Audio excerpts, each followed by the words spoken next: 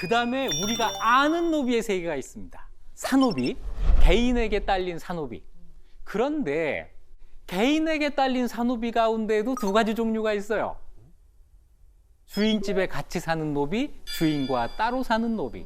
여러분이 만일 노비라면 어느 쪽으로 가시겠습니까? 따로 살고 싶어요. 따로 살고. 저는 숙식 제공. 난 따로. 숙식 제공이 좋은 게 식비랑 이게 굳어요. 개구리 이름은 정말 잘 지은 거예요. 정말 잘 지은 거예요. 이게 개구리하고 무슨 상관입니까? 정말 목이 다워요. 노비답잖아요. 네.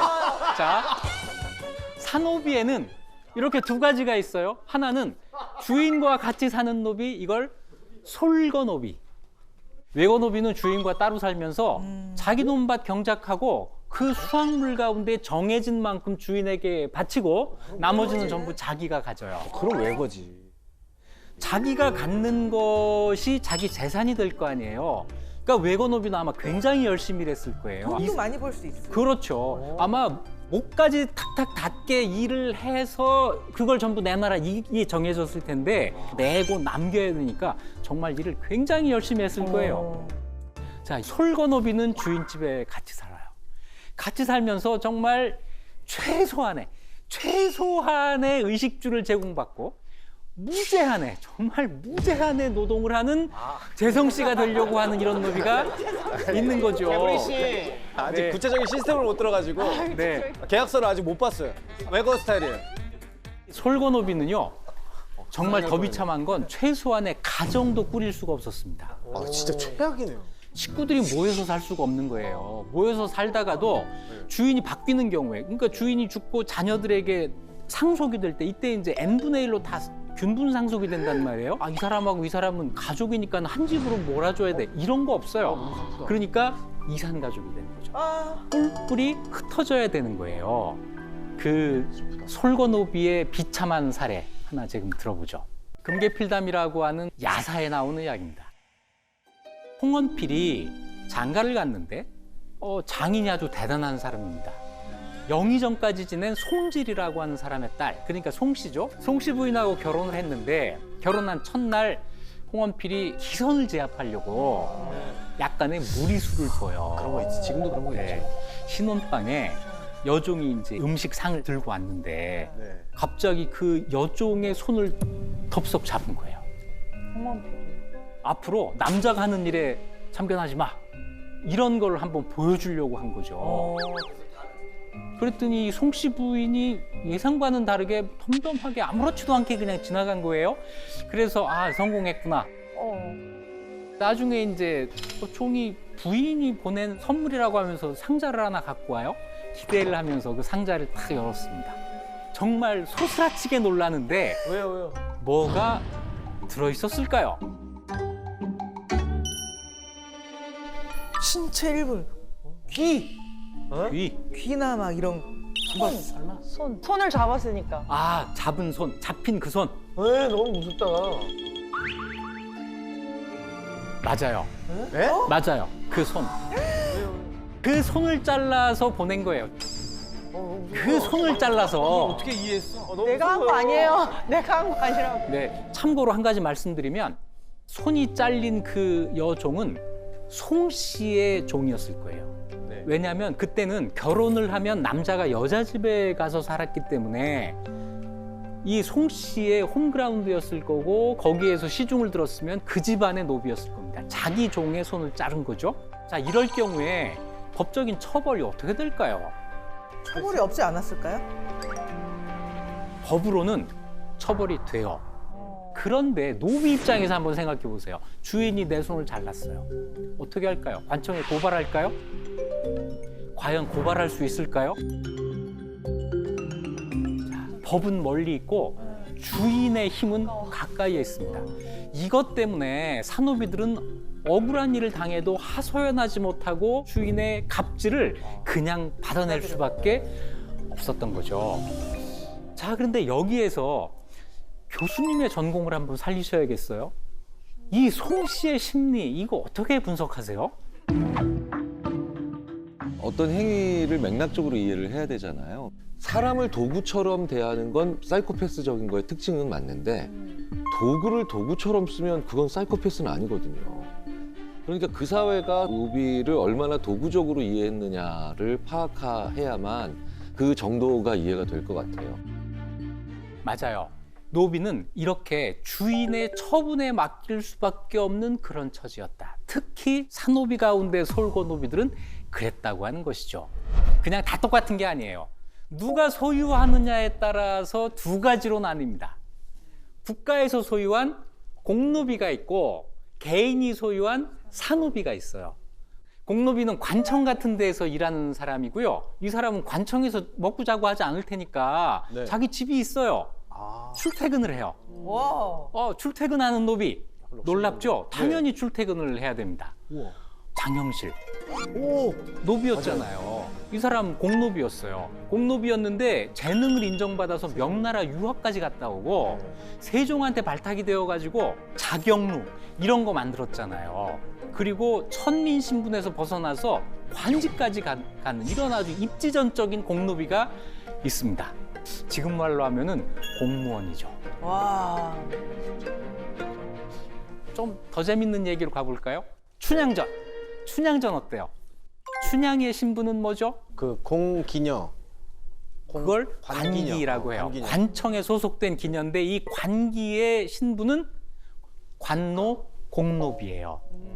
공노비였던 춘향이와 양반집 아들이었던 이몽룡 사이의 러브스토리가 춘향전이고 특히 이 두 사람의 사랑은 신분의 벽을 극복한 미담 이렇게 되는 거잖아요. 그런데 제가 아주 이 춘향전을 재미없게 만들어 드리죠. 자, 변학도가 춘향이한테 수청을 들라고 요구했다가 싫어요. 그래서 화가 나가지고 춘향이를 막 못 살게 굴었다가 나중에 벌을 받는 이런 스토리잖아요. 네. 변학도를 위해서 변명을 좀 해야 되겠습니다. 어. 변학도가 도대체 뭘 잘못했어요?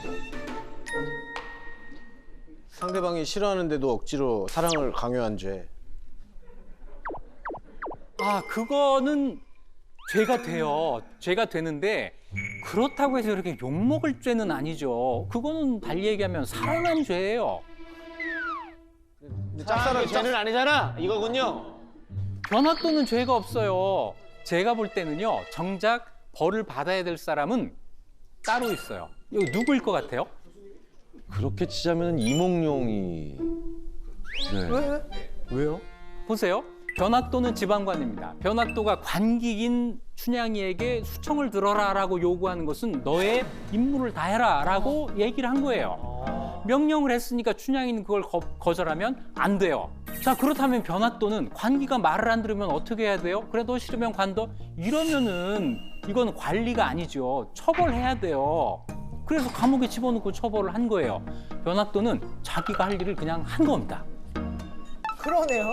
그 당시 법으로 보면은 따지고 보면 그런 거예요. 그러면 누가 잘못한 거죠? 이몽룡이에요. 왜? 사랑한 죄. 사랑하면 안 되는 사람을 사랑한 죄. 이몽룡은 자기가 지방관도 아니잖아요. 아버지가 지방관이지. 근데 아빠 찬스를 써서 관기한테 손을 댄 거예요.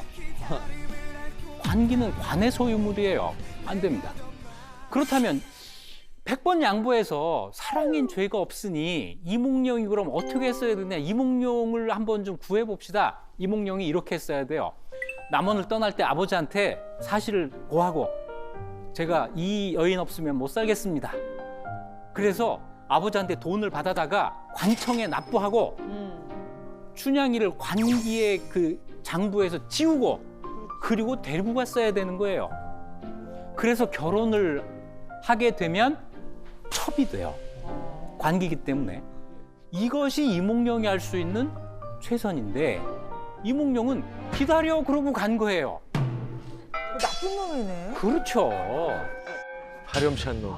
아버지한테 안 혼나려고 하고 자기 집 돈 안 쓰려고 하고 그냥 아우, 좀 찌질한 사람이었네요. 네. 공노비에는 관기 같은 것도 있다. 관노, 공노비 얘기 또 하나 해볼까요? 세종대왕. 오늘 세종대왕 많이 나오시네요. 좋아요, 세종대왕. 네, 세종대왕 좋죠. 근데 이건 세종대왕의 슬픈 이야기입니다. 뭐지? 네. 세종대왕 임금이 되셨잖아요. 근데 세종대왕의 장모와 처제들은 어떻게 살았을까?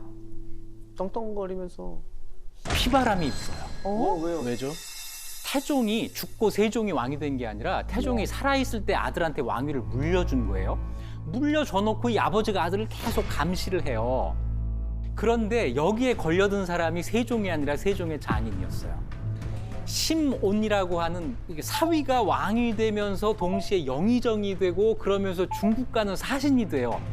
세 가지 경사가 났다고 막 좋아하고 있었는데 심온이 명나라로 출발하는 그날 서울 도성이 탕비었다는 거예요. 왜? 사람들이 전부 심온을 배웅하는데 나가는 바람에. 이걸 보고 태종이 가만두면 안 되겠다. 그래서 이 심온이 명나라에서 돌아오는 그 길에 바로 붙잡아다가 서울로 압송해서 죽여버렸어요. 영모. 영모의 혐의를 씌워서 사돈집을 아주 도륙을 내버립니다. 그리고는 세종의 장모는 관노를 만들고 처제들이 있는데, 그러니까 세종의 왕비의 여동생들 역시 관노를 만들어요. 세종이 왕이 됐는데도 아버지가 그렇게 한 거에 대해서 이런 반부 말을 못해요. 효자라서 정말 세종이 답답할 정도로 아버지의 이 처분을 그냥 받았어요. 그래서 관노가 되는데, 관노가 이제 어느 관청에 배속이 될 거잖아요. 이 관청의 책임자는 정말 난감했을 거예요. 조선시대 변방에 어떤 관리가 귀향을 가잖아요. 그럼 귀향 온 그 사람을 관리하게 된 지방관은 정말 난처해지는 거예요. 이 사람이 언제 풀려서 서울로 올라가서 그렇잖아요. 근데 잘해주면 또 안 돼요. 잘해주면 너 아부하는 거지. 이런단 말이에요. 그래서 아주 이러지도 못하고 저러지도 못한 상황이 늘 있는데 이 경우는 정말 그 중에서도 어려운 최악의 경우였을 거예요. 자, 이런 여러 가지 공노비들이 있습니다. 우리가 몰랐던 노비의 세계가 있는 거죠. 야,